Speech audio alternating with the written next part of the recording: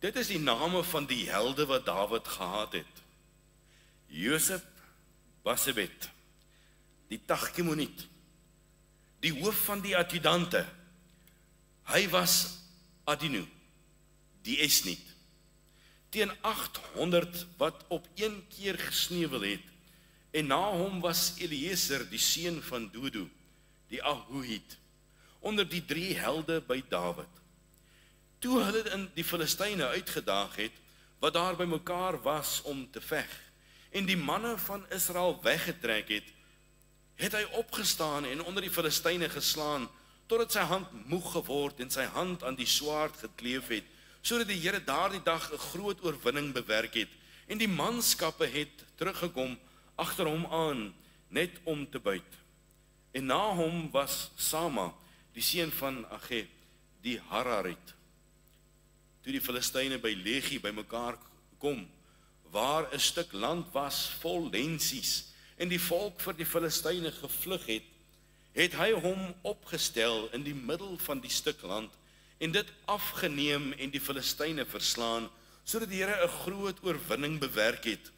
En 3 van die 30 hoofde het afgetrek en teen die oestyd by Dawid by die spilonk van Adilam aangekom, terwyl 'n hoop Filistyne, interessant dat hy noem dit 'n hoop Filistyne, in die laar staan in die dal van Refaim.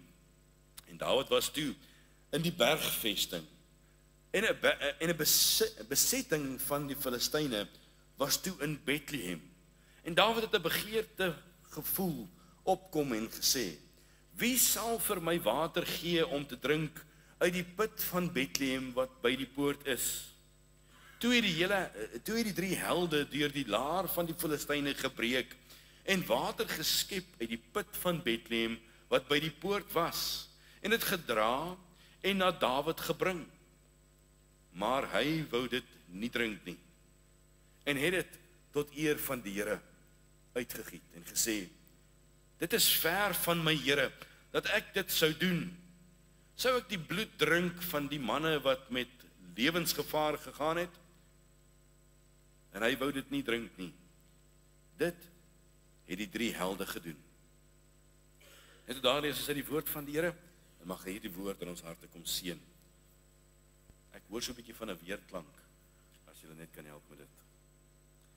En vriende, daar's op 'n stadium is daar 'n woord wat gespreek was deur George Washington. En hy het gesê, it's infinitely better to have a few good men than many indifferent ones. A few good men. Het julle al ooit die film gesien van A Few Good Men? Nou, almal op daai skerm is nou nie men nie, maar dis wat gaan in ons wêreld vandag.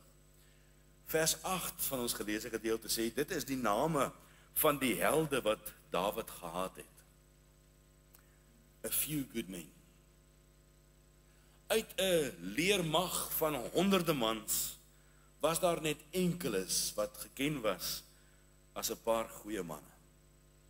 Helde. Nou ons as mans het 'n groot verantwoordelikheid wat op ons skouers druk. Ons as mans het 'n groot werk wat ons in die samelewing moet verrig. Maar ons as individue, mans en vrouens, het 'n hoë roeping wat die Here op ons lewens kom plaas, en dis net enkelinge wat gesien kan word as helde. En dis nie die dikte van jou besie wat bepaal of jy 'n held is nie. Dis nie hoe groot jou huis is en hoeveel slaapkamers jy het wat bepaal of jy een is van a few good men nie. Dis nie hoeveel besittings jy het en wat jy bekom het in die lewe wat vasmaak wat jy is en wie jy is nie. As dit is wat jou definieer, dan is dit 'n skamele dag vir ons as mans, as mens. Daar is altyd enkeles wat dit doen wat baie nie bereid is om te doen nie.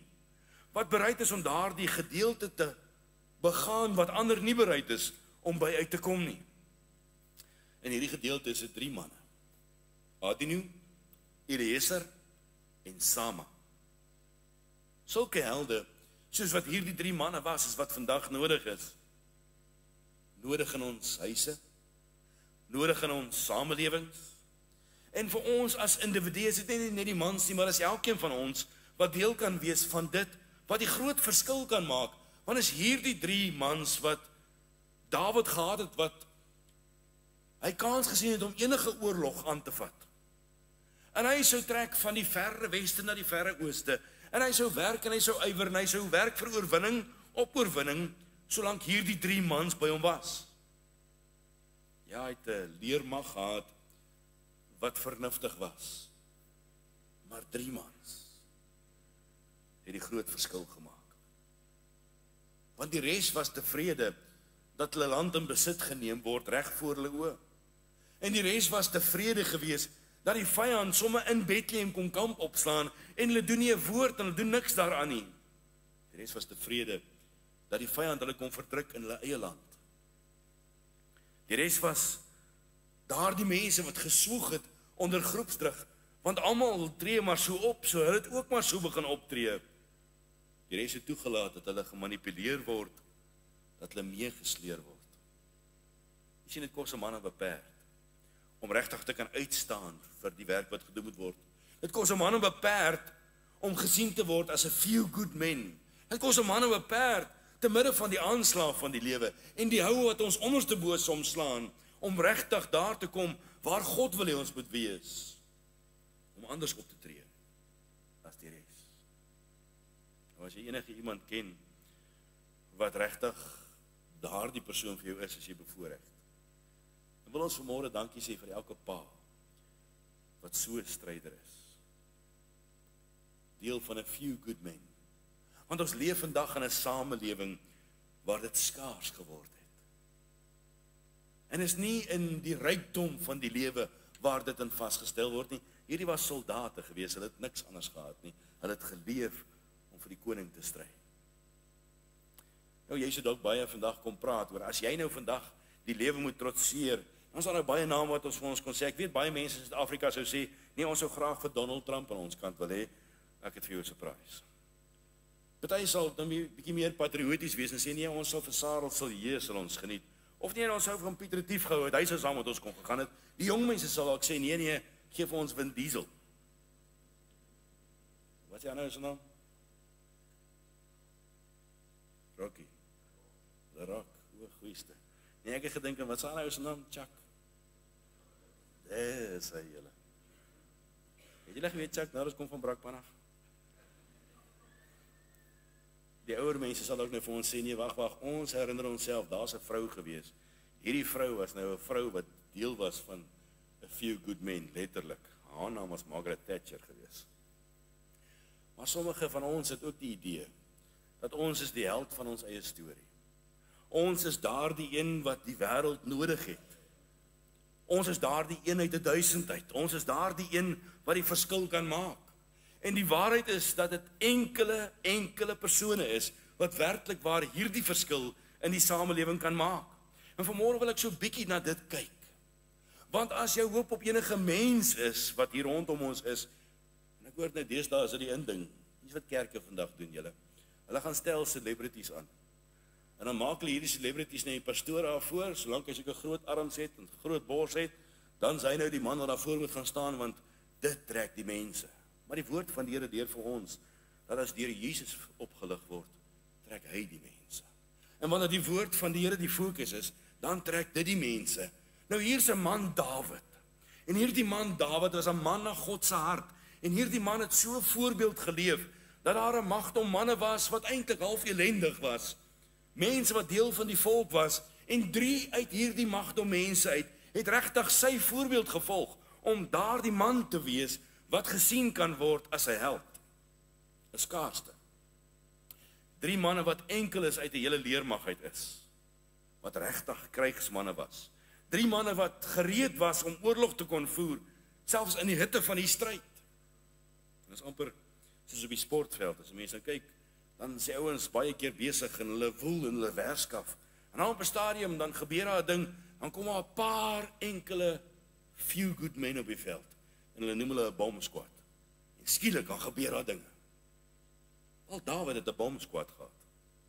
Met groot respek gesê.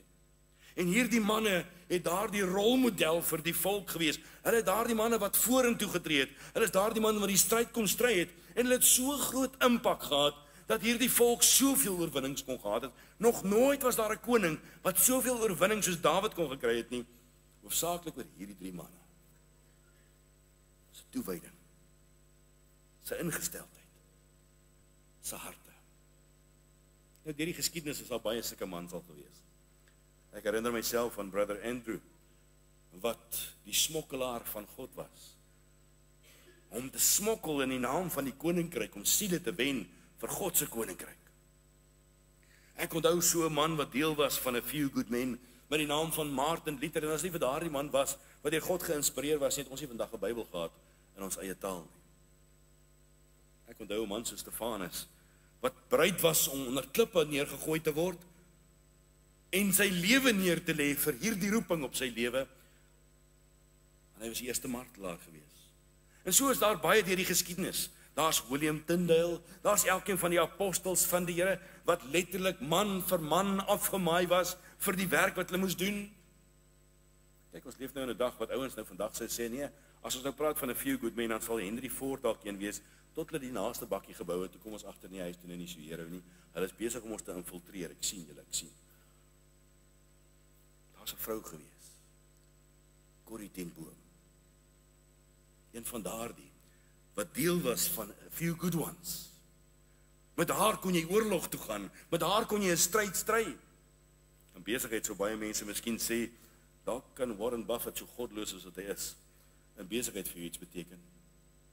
In moraliteit sou mense dalk sê Florence Nightingale. Dalk sou jy gesê dis Jan van Riebeeck, want hy was 'n baanbreker. En toe vind ons uit alles is sy skuld. Maar Dawid se manne was sulke manne gewees wat nie toegelaat het. Laat die samelewing hulle meesleer en die gebeurtenisse van die geskiedenis hulle meesleer nie. Dit was manne wat uitgestaan het omdat hulle hierdie inbors gehad het, hierdie ingesteldheid gehad het. Dit was werklik daardie individue wat 'n few good men was. En dis wat nodig is. Mense soos dit is wat nodig is om die kerk van die Here vorentoe te kan neem. Dis mense soos dit wat nodig is om in die besigheidswêreld die ding te kan deurhak en die verskil te kan maak daar buite. Terwyl die wêreld vol bedrog is sulke manne nodig met hierdie ingesteldheid om te doen wat ons moet doen. Sulke mense wat nodig is in families. Dis sulke mense wat nodig is in gebedskringe. Dis sulke mense wat nodig is om die volk op die hart te dra, om die werk van die Here op die hart te dra. Sulke mense wat die koninkryk van God kan bevorder. Want hulle is verantwoordelik. Hulle neem eienaarskap. Hulle laat dinge gebeur. En hulle is sonder verskonings. Hulle is manhaftig. Hulle is vreesloos. Hulle is gedetermineerd. Manne met staal in hulle pype. Mense wat sê, ek staan in die bres. Hulle is nie traag my nie agtig nie. Hulle is nie deur vrees gedrewe nie. Hulle is nie gefrustreerd deur die dinge van die lewe nie. Ja, hulle is. Maar hulle kom by dit verby en hulle kom by dit waarvoor hulle geroep is. Hulle is belustig. Hulle is gedrewe. Hulle is manne na wie 'n mens kan opkyk. En Dawid het 3 sulke manne in sy hele koninkryk gehad. 3 sulke manne, nie net in Jerusalem nie, maar in die hele Israel. En 3 manne het die groot verskil gemaak tussen 'n lewe van oorwinning en 'n lewe van nederlaag. 3 manne. En ek herinner jy as jy teruggaan, dan is dit nogal die manier hoe die Here werk. Want hy het die volk gehad toe hulle in die woestyn was en hy wou vir hulle die beloofde land invat en hy het 12 manne geïdentifiseer en 12 manne gestuur om te gaan verspied. En net 2 het kans gesien. Dis nooit die magdom nie. Dis altyd net a few good ones. Nou Dawid se leer was so 600 man sterk in daardie spesifieke gebeurtenis wat hier plaasvind. En ons lees daarvan in 1 Samuel 27 vers 2. En van sy 600 man wat hy op daardie stadium uitgeval het in hierdie groot gebeurtenis, was 37 van hierdie mans uitsonderlike krygsmanne, maar net 3 was never enders gewees. Dit laat mense nogal dink aan nou Gideon se storie. Wat begin het by 32,000 en die Here het gesê wag, maak hulle minder. En dit word 22,000 en die Here sê wag, maak dit nog minder. En dit word nou 300 en 300 te genoeg vir die oorwinning wat God self kan bereik. Die Here Jesus het op 'n stadium 5000 volgelinge gehad. Hy het op 'n stadium 500 gehad. Hy het op 'n stadium 70 gehad wat hom gevolg het. Ja, hy het op 'n stadium 12 gehad wat hom gevolg het. Maar net 3.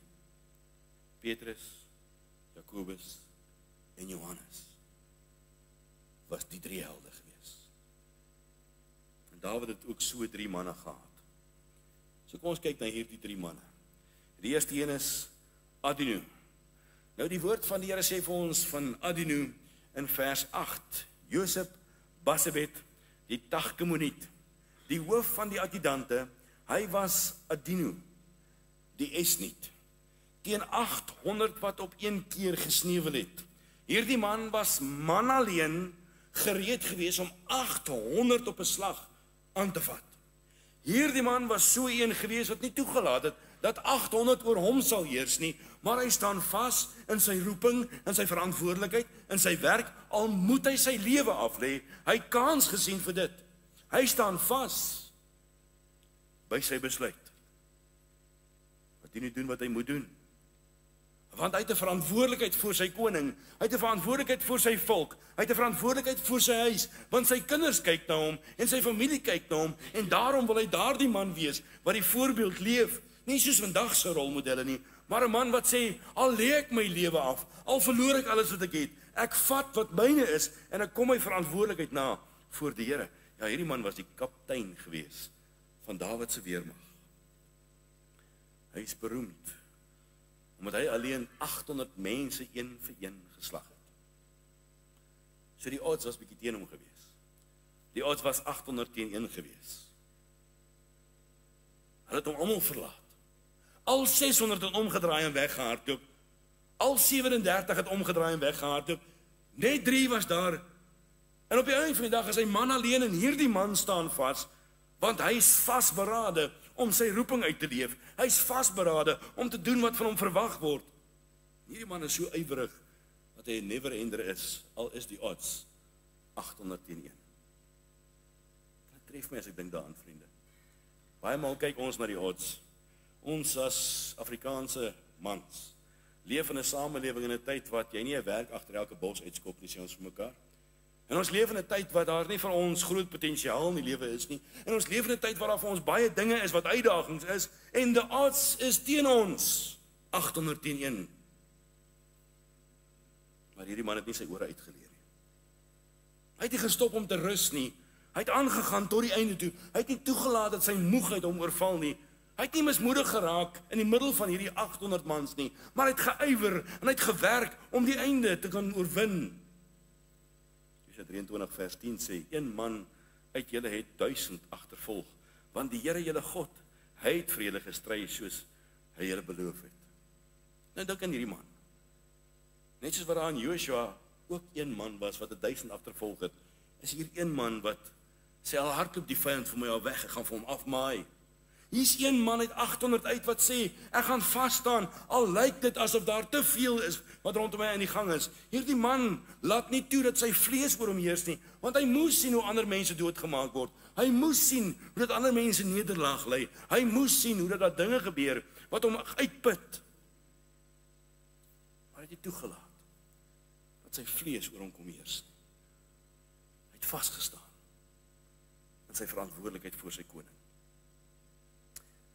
Ek dink aan Dawid, as 'n jong seun, kom by 'n plek waar die weermag is besig om nederlaag te ly.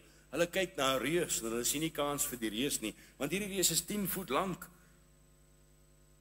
As jy mooi gaan kyk in die geskiedenis, dan sê hulle, sy borswapen was 65 kg. Dawid het nie veel meer as 65 kg geweeg nie. So against all odds, het hierdie jong seun gedoen wat God op sy hart kom lê het, want hy moes dit doen want God het hom gedring daartoe. En die verskil was gewees, dis hoe God die oorwinnings behaal. En so kan ek en jy ook vandag een van hierdie enkeles wees wat kan vas staan en nie die vlees toelaat om oor ons te kom heers nie. Nie toelaat dat die moegheid ons kom oorval nie, maar kan vasstaan in die Here. Want against all odds is dit nie die mensdom wat besluit wat gebeur met ons nie. Dis God wat beskik oor my lewe. Dis God wat ons in stand hou. Dis God wat ons onderhou. En dan sit ons hier in Suid-Afrika met all the odds against us. Is dit God alleen vir wie ons dit doen. En ons staan verantwoordelik voor die koning van die konings en ons het 'n groot roeping op ons lewens. So te midde van al die what ifs wil die Here ons net kom herinner dat daar baie gepraat kan word in ons dag en daar word baie gepraat. Maar kan ek en jy getrou bly al is die odds teen ons? Dis wat die verskil maak, vriende. Wat is die storie wat van jou vertel sal word wanneer jy eendag weg is? Sal hulle van jou moet vertel soos wat ons gister by die Eystermanne gepraat het oor Jerobeam wat vergete was, maar net nog een wat gesterf het en hy's weg? Of sal daar vir jare gepraat kan word oor hierdie enkeles, hierdie paar goeies wat maar die stryd gestry het tot die einde toe? Wat is die storie wat van jou vertel sal word wanneer jy nie meer daar is nie? Hierdie Adino was 'n man wat al die hindernisse van menswees oorkom het. Al die hindernisse van emosies oorkom het, al die hindernisse van intimidasie oorkom het, alles wat hom kon breek, het hy oorgekom, en hy het vasgestaan om oorwinning te kan behaal, selfs met al die odds wat teen hom is, asof sy lewe daarvan afhang. So hoe tree ons op, wanneer daar hindernisse oor ons pad kom, in ons gebedslewe? Hoe tree ons vandag op, wanneer hindernisse in ons pad kom, in ons geloofslewe, in ons kerklewe, in ons huwelikslewe? Hoe tree ons op wanneer daar hindernisse in ons pad kom, in ons werksomstandighede, waar ons onsself mag vind? Hoe tree ons op wanneer die moeilike tye kom? Wel, was jy al by 810 odds gewees? Hoe tree ons op wanneer dit kom by die hindernisse? Wanneer ons moet opvoed, wanneer ons moet dissiplineer, wanneer ons verantwoordelikheid moet neem? Want a few good men sal doen wat hy moet doen against all odds. Ja, ons kan baie vir mekaar sê my kalender is te vol. Ons kan baie vir mekaar sê my beurs is te dun. Ons kan baie vir mekaar sê my krag is te min. Maar dis juis waar God ons wil hê, sodat ons nie op onsself kan roem nie, maar dat ons kan sê, Here, ons doen dit want ons is verantwoordelik voor U. En die vraag wat jy jouself moet afvra is, as jy deel van die massas wat ook weghardloop, of is deel van die enkelinge van Dawid wat vas staan en wat doen wat jy moet doen vir die koning? Hoe het Adino hierdie kans waargeneem? Hy sê ek is ver verwyderd van die minderheid. Hy sê ek is ver weg van mense wat gaan omdraai en gaan weghardloop. Ek is ver weg van al die mense wat tevrede gaan wees vir die vyand om die land in besit te kom neem. Ek is ver weg van al die mense wat tevrede is om te sien hoe word ons verdruk. Ek is ver weg van dit. En ek sal nie ophou om te stry nie. Ek sal vas staan met dit wat God aan my kom toevertrou het. Tot hy besluit. Dis nie meer my deel nie. As jy vandag soos hierdie man, deel van 'n few good ones, of het jy dalk moeg geraak langs die pad? Het jy dalk vasgevang geraak in al die emosies? Het jy dalk oorweldig toe jy gesien het wat gebeur rondom ons? Nou wil die Here jou vandag oproep en sê, kom, daar's net 'n paar wat die stryd tot die einde toe. Al is die odds teen jou. Hou aan God vas. Vers 9 sê, en na hom was Eliezer, die seun van Dodo, die Ahohit, onder die 3 helde by Dawid. En hy gaan verder in hierdie gedeelte en hy praat van hierdie Eliezer. Hy sê, toe dit by die Filistyne uitgedaag het, wat daar by mekaar was om te veg, en die manne van Israel weggetrek het hy opgestaan en onder die Filistyne geslaan, totdat sy hand moeg geword en sy hand aan die swaard gekleef het, sodat die Here daardie dag 'n groot oorwinning bewerk het, en die manskappe het teruggekom agter hom aan, net om te buit. Hierdie ou het aangehou.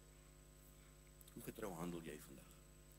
Te midde van die aanslae, te midde van die Filistyne, te midde van die oormag wat rondom jou is. Hoe getrou handel jy vandag in die klein dingetjies wat God vir jou verantwoordelik voor maak? Of hoe maklik laat ons maar net gaan? Hierdie eerste held het 'n kans gesien, hy het die kans gevat, al was die odds teen hom gewees. Die tweede held het vasgeklou tot die oorwinning gekom het. Maar al twee hierdie manne kon die oorwinning smaak. So is dit dalk vandag so dat jy dalk voel die odds is teen jou. Klou vas, sodat God jou kan help om die oorwinning te kan geniet. Ja, dalk voel jy ook, jy wil moet opgee. Klou vas. Dalk voel jy ook dat die lewe is onregverdig. Klou vas. Dalk voel jy ook, wat maak ek tussen al die Filistyne? Klou vas. 2 Timoteus 4 vers 7 sê, ek het die goeie stryd gestry. Ek het die wedloop volëindig. Ek het die geloof behou. Dit is waarvan helde gemaak word. Nie vol beursies nie. Nie mooi huise, lekker werke nie. Maar ek het die stryd gestry. Ek het die wedloop volëindig. Ek het die geloof behou. Die beste ding wat jy vir jou kind kan doen, is om die voorbeeld te stel van wanneer die moeilike tye kom, dan buig ons die knie. Die beste ding wat jy vir jou kind kan doen, is nie al die ander dinge wat die wêreld wil bied nie, maar om jou kind te laat sien, hoe dien ons die Here? Hoe hang ons die Here aan met alles wat ons het? Hoe gee ons alles vir die Here wat ons is? Die beste ding wat jy vir jou kind kan doen, is jou kind sien, hoe dien jy die Here? So vriende, is jy deel van 'n few good men?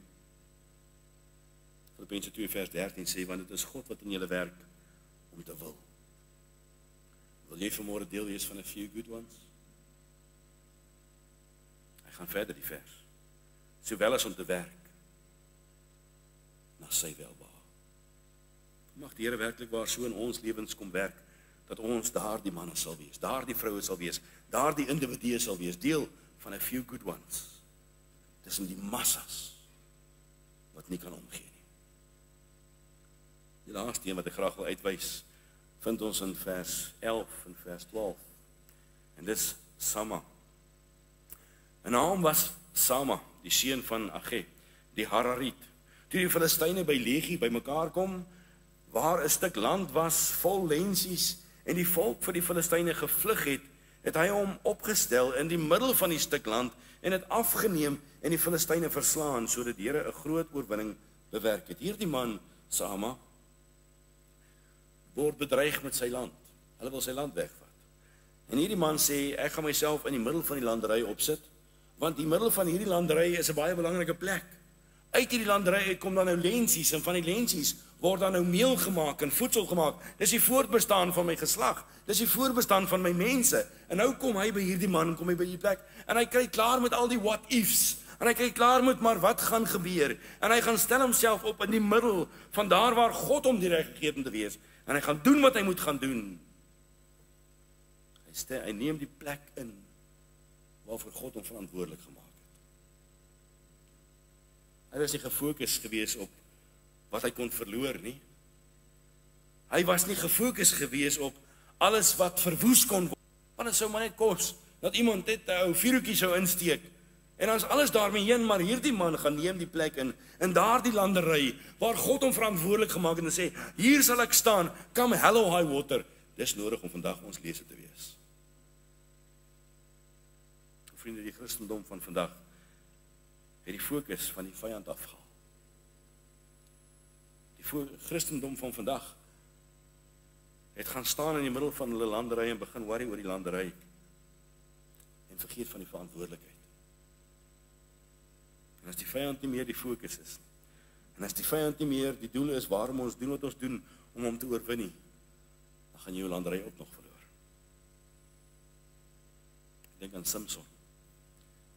Hy het die waarskuwing gehad. Samson het hierdie pad geloop. Hy was 'n gestuurde van God na die Filistyne toe. Maar Samson het begin speletjies speel met die vyand.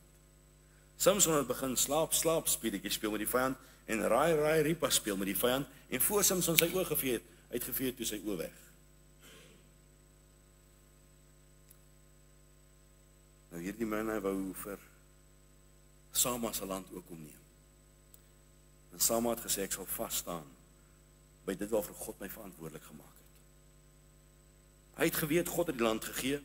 Hy het geweet, God het die land in stand gehou. Hy het geweet, die Here is in beheer daarvan, maar hy het sy verantwoordelikheid gevat en gesê, over my dead body, sal ek my verantwoordelikheid laat gaan, wat God vir my gegee het. Vriende, om my held te wees, beteken, in die midde van die stryd, sien jy die vyand vir wie hy is. Om 'n held te wees beteken, jy kyk nie mis waarmee hy besig is nie. Jy sien wat hy doen, jy sien waarin hy mik, en jy staan vas by daardie plek waar God jou verantwoordelik voor gemaak het. Hoe staan ons vas vir die kinders wat God vir ons gegee het? Hoe staan ons vas vandag vir dit wat God aan ons kom toevertrou het? Nou kom ek by goed soos huisgodsdienst, broers. Nou kom ek by goed soos om die knie te buig voor God en voor God alleen. Dat God se dag weer God se dag sal wees en net God se dag alleen. Nie God se dag en nie. Nie 10 ander dinge wat bygevoeg moet word nie. Nie baie ander opinies oor die dinge nie. Dalk fokus ons op iemand wat vir ons 'n struikelblok is. Ek hou nie van die dominee nie, of ek hou nie van die sitplek nie, of ek hou nie van die musiek nie, of ek hou nie van die nie. En ons struikel oor baie dingetjies. Wat maak ons met die verantwoordelikheid wat God vir ons kom gee? Efesiërs 4 vers 1 sê, ek vermaan julle dan, ek, die gevangene van die Here, om te wandel waardig die roeping waarmee julle geroep is. Dis die regte fokus. Te wandel waardig jou roeping voor God. Met alle nederigheid en sagmoedigheid en lankmoedigheid, terwyl julle mekaar in liefde verdra. Wat maak ons? Ons draai andersom. Ons begin fokus op mekaar. Maar jy sê dit verkeerd, en jy doen dit verkeerd. En jy het hier en jy daar, en elkeen van ons het 'n storieetjie van die dinge wat ons baie maal van die fokuspunt afhaal. En ons fokus baie keer meer op mekaar, as wat ons fokus op ons verantwoordelikheid voor die Here.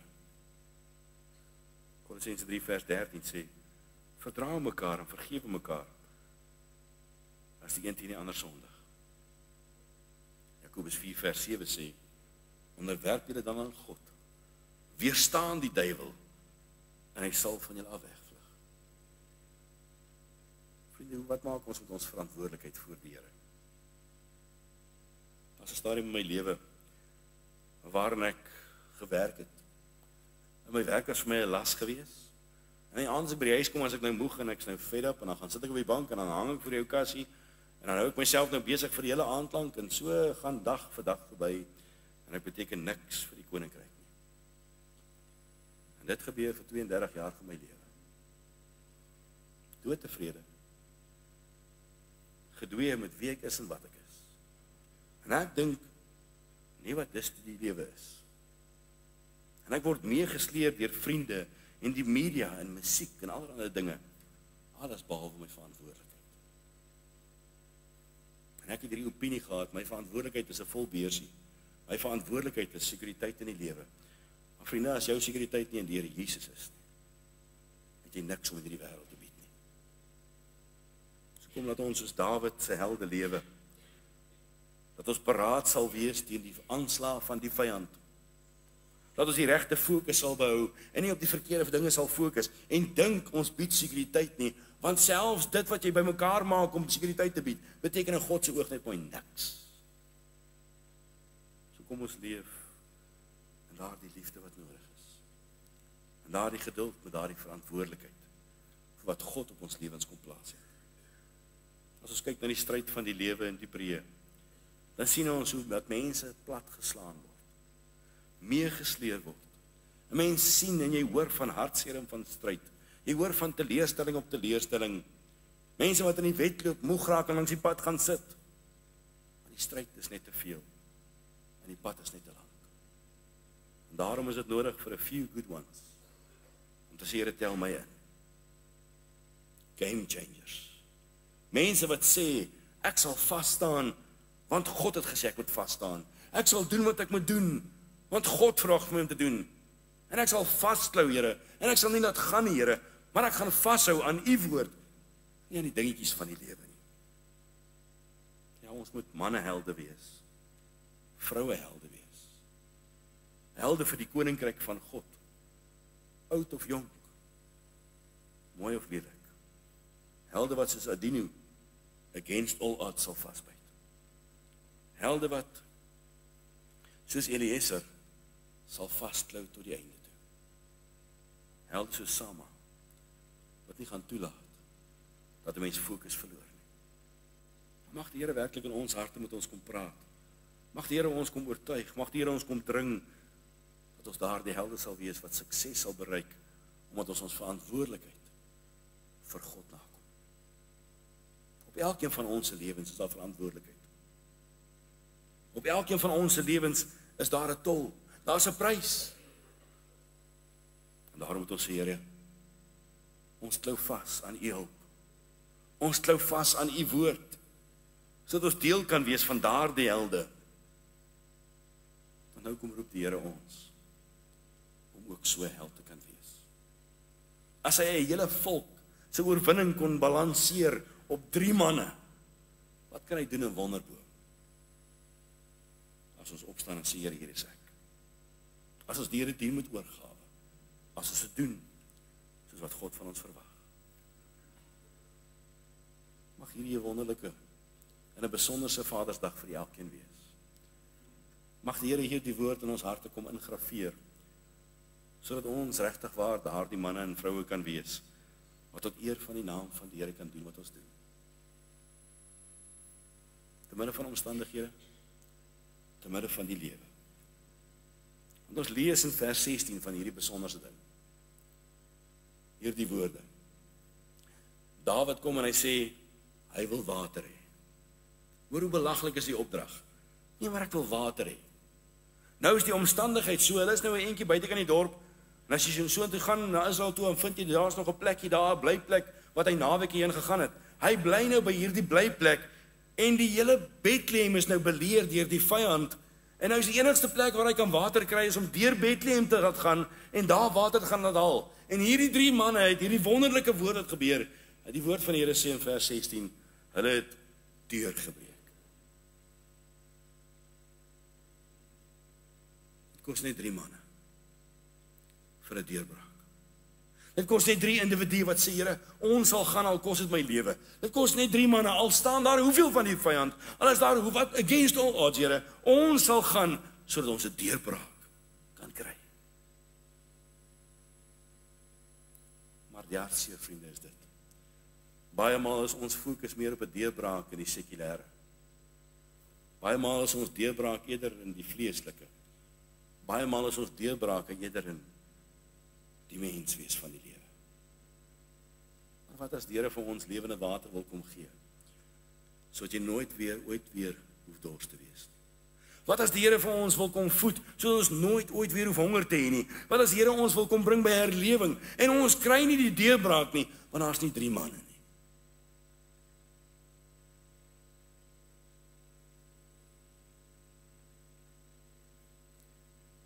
So die deurbraak is op geen ander plek nie, maar is hier by ons. So mag die Here die deurbraak in ons lewens kry, wat hy in ons lewens wil hê. Mag die Here ons help. Kom ons buig ons harte. Hemelvader, baie dankie dat ons in hierdie môre vir 'n oomblik ons hart kan vestig, om te hoor en te luister na die voorbeelde van hierdie paar individue, wat so 'n groot werk vir 'n volk kon verrig. Dankie Here dat ons vanmôre ons harte voor U kan kom buig, en kan beleef voordat U met ons kom praat uit U woord uit. Dat ons sal vas staan, Here, dat ons verantwoordelikheid sal nakom voor U, dat ons sal vasklou aan U woord, om die stryd te kan stry. Here, dat ons U sal vertrou, vir daardie deurbraak in ons lewens, maar dat die deurbraak 'n geestelike deurbraak sal wees, sodat ons dors geles kan word, sodat ons gevoed kan word, sodat ons versterk kan word, Here. Here, help ons om deel te wees van daardie paar helde, wat sê, tel my in. En word U verhoog en verheerlik in ons lewens. Ons vra dit in Jesus naam. Amen.